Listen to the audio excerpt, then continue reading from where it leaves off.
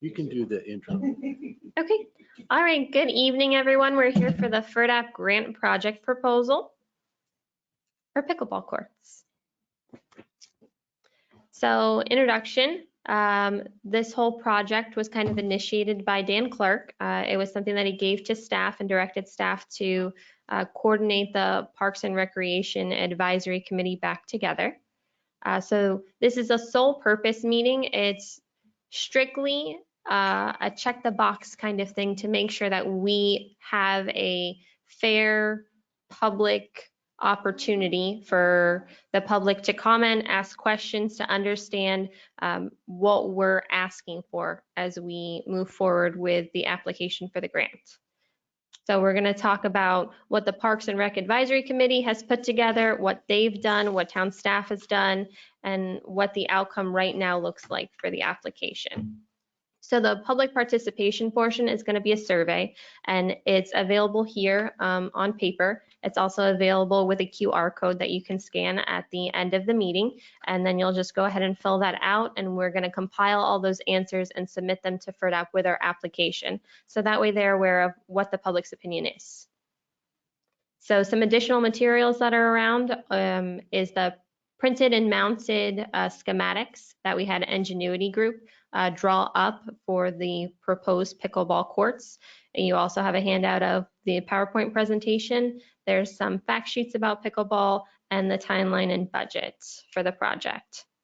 So first we're going to go into the Florida EPA and FERDAP funding. Then we're going to talk about the advisory committee for the Lake Clark Shores Parks and Rec Committee. Then we're going to talk about pickleball and what that is. And then we're going to go into all the good stuff, which is the grant project, the summary, the concept, the projection, the budget, and then at the end, there'll be an opportunity to ask questions. So the Parks Department, their mission, our vision, our goal, the town of Lake Clark Shores Parks Department provides a well-maintained parks for Lake Clark Shores residents. The vision is to enhance the quality of life for all residents of all ages within Lake Clark Shores through leveraging and evolving our open spaces. And our goal is to create open public spaces that are responsive to what our community wants and needs. So Florida EPA and FERDAP funding. So FERDAP is the Florida Recreation Development Assistance Program, and that is actually a subdivision of the Department of Environmental Protection. So what this is a reimbursement grant specifically for public outdoor use projects. So 3 types of participants are allowed to ask for these funds, and that's county, municipal governments, and then local government agencies. The Florida legislature approves the total funding for this program in February and March when they meet, and once they determine what the amount is that they're giving to the organization, then the organization divvies that up between the applicants. So grants are ranked by points for FERDAP, and then funds are spent first and then reimbursed. The town has strict guidelines when we do this type of funding because it's through the state and they're federal dollars. So we have to have the project open and free access when we do this kind of thing. We also have to give them progress reports during the process of the project, and we have certain hiring standards for our contractors. So October 1 is the submission for July 2022 funds. So what we're doing now, we'll apply for on October 1st of 2021, but we won't get to see those funds if we're awarded the grant until July of 2022. So the Parks and Recs Committee is an as-needed committee, and it's essential to all types of projects for parks, especially grants. So staff will usually bring a topic to the Parks and Recs Committee, and that's the starting point of the conversation. And then everything after that is built around that group of individuals leading town staff for data, for information, for analytics, so that way they can put all of those thoughts and ideas together, and they present a best practice, which is given to town council to approve. So what is pickleball? So pickleball isn't really new. It was invented in 1965. It's very, very trending right now. So lots of other municipalities that surround us are either retrofitting some of their tennis courts or opening spaces for pickleball courts. So what is a pickleball court? So really, the court is set up about the same size as badminton, but pickleball uses a wiffle ball. So it's perforated and it's plastic. The markings for pickleball courts are similar to tennis. So are the rules of the game. They're very similar to tennis. In pickleball, you use a paddle, which is like double the size of a ping pong. So it's ping pong and tennis and badminton all kind of rolled into one. And although some people haven't heard of pickleball, it does have a national and an international association that governs it and hosts tournaments. So this is what we're looking at as far as size difference. So the blue and the white court is the standard tennis court, and the green with the orange and yellow dots, that's the standard size of a pickleball court. So as far as dimensions go, the width of a pickleball court is about 20 feet, and tennis is about 36 feet. The length of a pickleball court is about 44 feet, and for tennis, it's about 78 feet. So you could fit about 2 pickleball courts inside one tennis court. So some demographics about the people that play pickleball, given to us by the Sports and Fitness Association with their 2020 pickleball report, is that 62% of players are male, 38% are female, which is about a 24% difference. There are about 4.2 million players, and it's shown about a 23% increase in growth over the last 3 years. So what age groups play pickleball? Well, it's really diverse. So ages 6 to 17 is about 45% of players, 18 to 34 is 36, 35 to 54 is about 26, and then there's a tiny sliver of 55 to 64, and then 21% are 65 and up. So really, as you can see on the pie chart, it's pretty diverse and it's about evenly grouped for all ages. So popularity in our region. So this graph shows only core players, and the Pickleball Court Association determines a core player as someone that plays pickleball at least 8 times or more a year. So we're in the South Atlantic region right here with Georgia, North Carolina, Virginia, West Virginia, and Washington, D.C. And there are more than 250,000 people that play pickleball. So this is the good stuff. The grant project, the summary, the concepts. And what I'm going to present to you right now is what was directed to town staff from the Parks and Rec Committee. So the Parks and Rec Committee has advised that they would like to see the project have 2 pickleball courts at Community Park. Those courts would be attached together. They would have an 8-foot perimeter fence around them with a 4-foot division fence between the 2 courts. They'll have 1 gate access, and they wanted to have LED lighting, and they chose aluminum posts because of the huge cost difference compared to concrete posts. The Parks and Rec Committee were adamant that most players play after dusk and that lighting is an essential key to the court's success. So the project budget is estimated to be about $150,000, and that is 25%. So $150,000 is not entirely what the town would receive for grant funds. Because it's a FERDAP grant, it has something called a cost share. So the town is responsible for a certain percentage depending on what it is that we're asking for our project budget.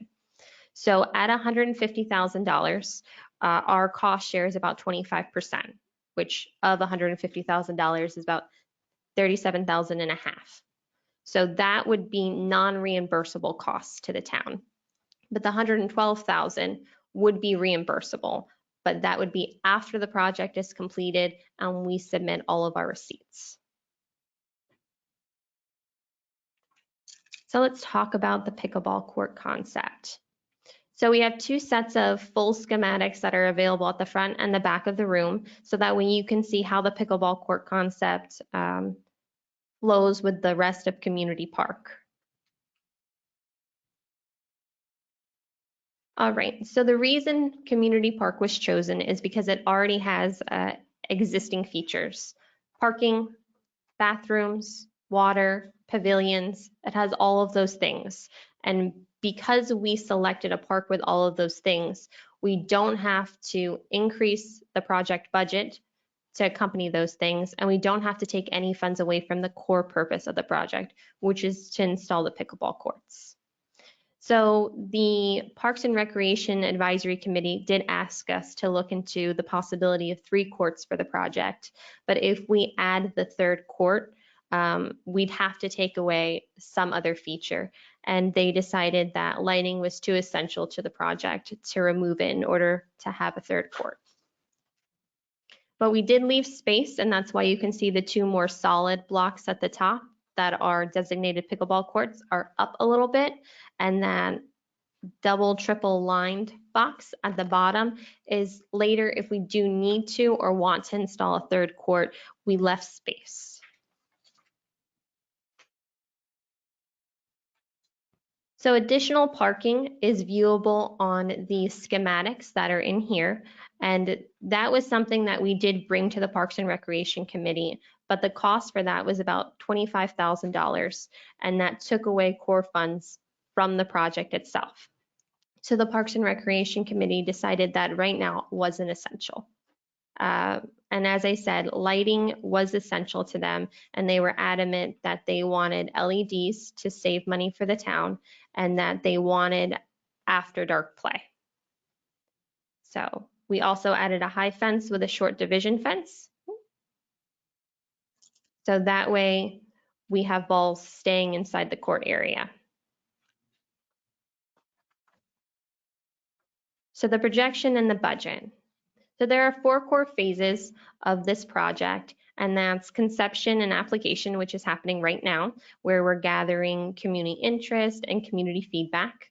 Then we have the allocation, the award, and the bidding, which is when the state legislator assigns funds, and then FERDAP assigns who receives those funds. Then we have commencement and execution, which is where we get to start the project and we get to build the project. So completion, reimbursement, and closeout is all the final step. That's lots of paperwork. So the projected timeline. So there is some overlap as we go over the timeline because the state legislator has a different fiscal year than the town does. So their fiscal year is from July to June, and our fiscal year for the town is October to September. So for fiscal year 2021, we're working on the concepts and of course community support.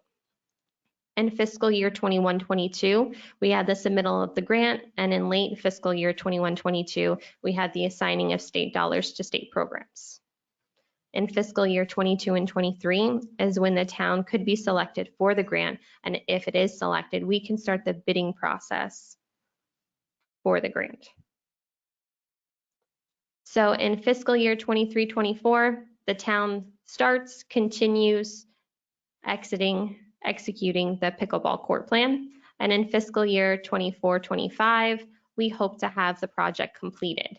So that means that FERDAP goes and inspects the site, we have a sign dedication, and we start asking for reimbursement of our expenses.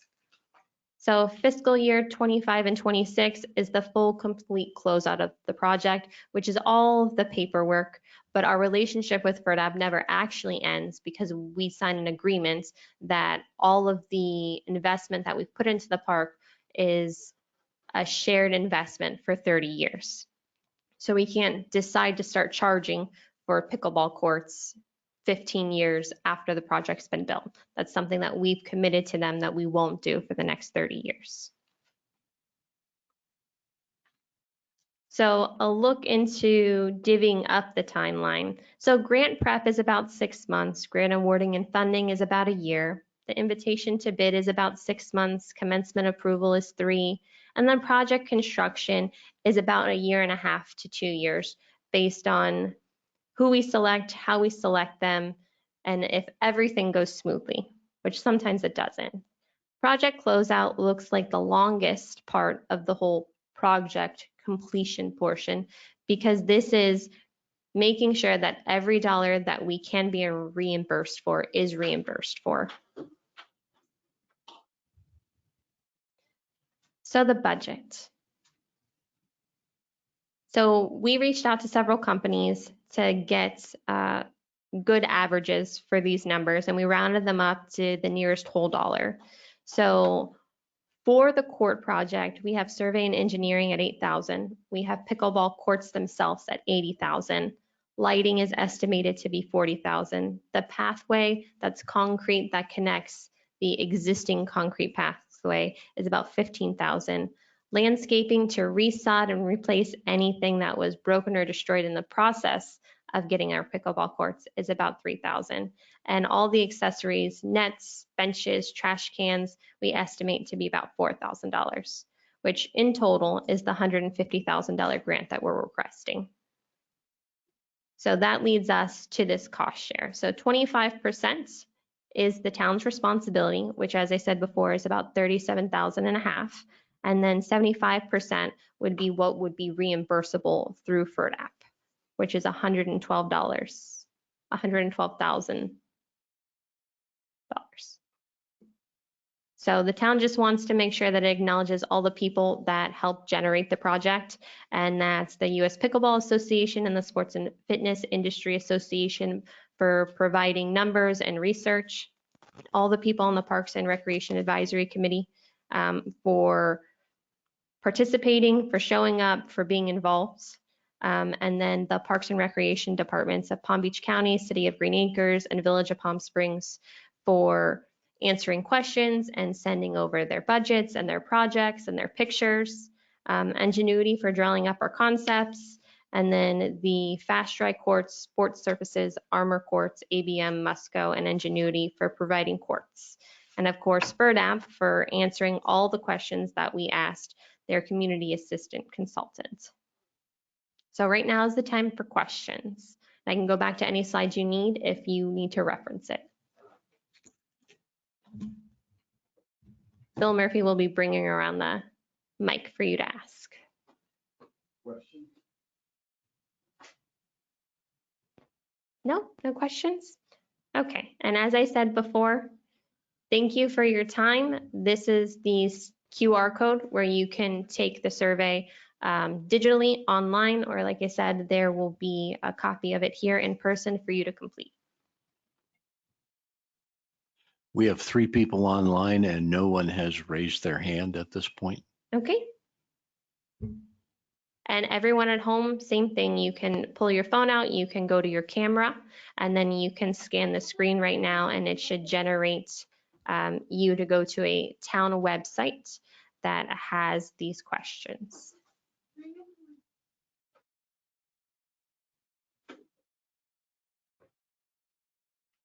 You did a great job. Thank you. Nobody still has questions online, Dan? Okay. Well, thank you all.